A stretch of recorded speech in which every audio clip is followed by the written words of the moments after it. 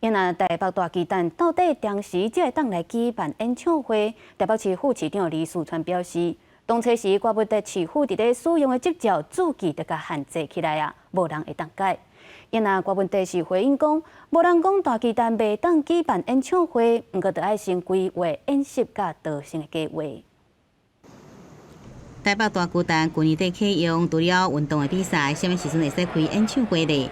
早起参加青年局成立大会，台北市长蒋万安讲，也需要各界努力，先甲拍开。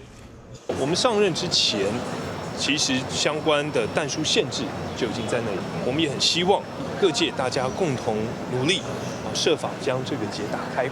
到底是啥物结？拜五伫市议会备询的副市长李树川讲，这个结是关市府当时合法使用执照顶面的注记。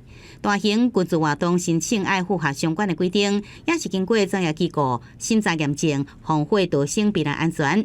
这个注记若是无法度改开，议员也质疑可能找无专业机构来审查。所有的人都没有办法解，就是你今天讲的那2个单位，到现在也不知道要怎么审。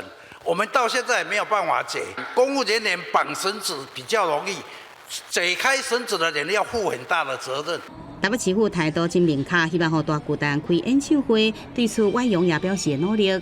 如果说社会上的共识或是整个氛围是认为说应该要开演唱会，而且必须要开演唱会的话，那我们当然愿意配合。红点名甲这个大巨蛋爆死，早起人伫高雄看摄影展的前台北市长、民众党主席郭文铁也回应，无人讲大巨蛋袂使开演唱会。大巨蛋可以当演唱会用，没问题，但是它的逃生计划要有一个演习的哈，甚至一个规划哦，只要做完以后，那当然可以用啊，怎么不能用？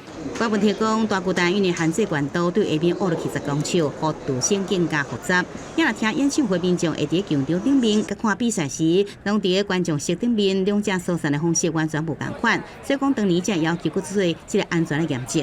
也若这安全，什么人要来审，安怎审？军市府甲婉容也用尽心思，想办法来解决。记者综合报道。